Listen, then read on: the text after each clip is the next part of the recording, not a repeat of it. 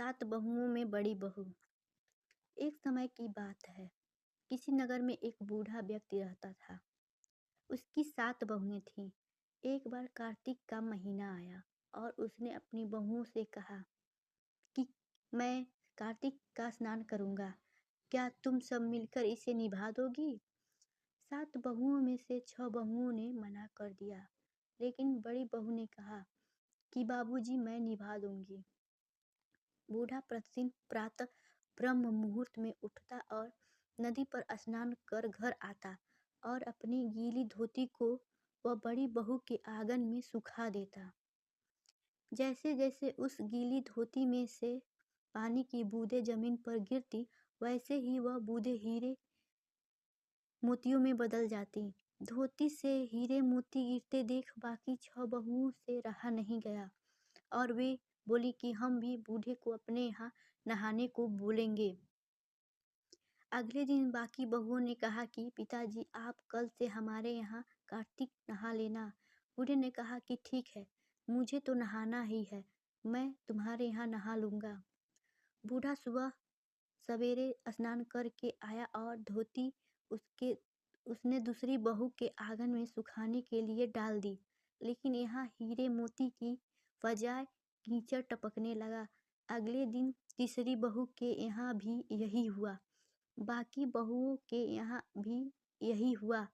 बहुओं ने यह देखा तो कहा कि आप हमारे यहाँ पाप का स्नान कर रहे हो, इसलिए यहाँ से जाओ और बड़ी बहू के यहाँ ही स्नान करो।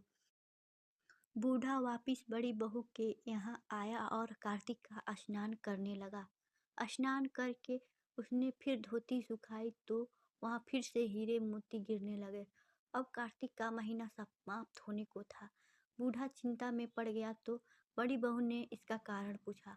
उसने कहा कि कार्तिक स्नान समाप्त होने को है और मेरा मन है कि मैं सारे परिवार को एक दिन खाना का न्योता दूं। बड़ी बहू ने कहा कि पिताजी, इसमें चिंता की क्या बात है, आप सभी को बुला लीजिए, मैं भोजन बना दूंगी। बूढ़ा सभी को निमंत्रण देने गया तो बाकी सारी बहुओं ने कहा कि जब तक यह बड़ी बहू घर पर रहेगी हम भोजन पर नहीं आएंगे। बूढ़ा फिर से चिंता में घिर गया कि ऐसे कैसे होगा और सोचने लगा।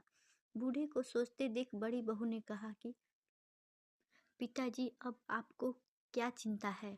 बूढ़े ने बाकी 6 बहुओं वाली बात बड़ी बहू को बता दी, जिसे सुन वह बोली कि पिताजी ठीक है, मैं भोजन बनाकर रख जाऊंगी। और उनसे वैसा ही किया, बनाकर रख दिया और अपने लिए 4 रोटी लेकर खेत पर चली गई। इधर 6 बहुओं ने भोजन कर लिया, लेकिन जाने से पहले बाकी बचे भोजन में कंकड़ पत्थर डाल गई कि बड़ी बहू आएगी तो परेशान होगी। इधर खेत में बैठकर बड़ी बहू कहने लगी कि राम जी की चिड़िया, राम जी का खेत, चुग लो चिड़िया भर भर पेट। मेरे ससुर जी ने घर में जगह दी है और मैंने खेत में चिड़ियों को वह अपनी 4 रोटियां चूर को डालकर वहां से घर आ गई। घर आई तो बूढ़ा फिर उदास बैठा था। उसने फिर पूछा कि यह उदासी क्यों? सब ठीक ठाक निपट गया ना? वह बोला कि हाँ, सब ठीक निपट गया, लेकिन वह तेरी देवरानियां बाकी बचे भोजन में कंकड़ पत्थर डाल गईं। बहू ने कहा कि कोई बात नहीं पिताजी, मैं तो अपने लिए 4 रोटी फिर बना लूंगी। बहू बूढ़े से बात कर घर के भीतर जाकर खाने को देखती है, लेकिन वह क्या देखती है कि जिस भोजन में देवरानियां सब कंकड़ पत्थर डालकर गई थी, वह हीरे मोती में बदल गए हैं। घर की जगह महल खड़ा हो गया है और धन दौलत से भर गया है। अन्न के भंडार घर में भरे पड़े हैं। वह बूढ़े को बुलाकर कहती है कि पिताजी, आपने तो कहा था कि मेरे लिए कुछ नहीं बचा है, लेकिन यहाँ तो हीरे मोतियों के भंडार हो गए हैं। पूरे घर में धन की वर्षा हो रही है। साधारण सा घर महल में बदल गया है। बूढ़ा सब चीजें देखकर बोला कि बेटी, तुमने कार्तिक का स्नान सच्चे मन से निभाया था, इसलिए बाकी बहुओं ने पापी मन से इसे निभाया, इसलिए कार्तिक देवता तुमसे प्रसन्न हुए और यह फल दिया है। हे कार्तिक देवता, जैसे आपने बड़ी बहू की सुनी, वैसे ही आप सभी की सुनना।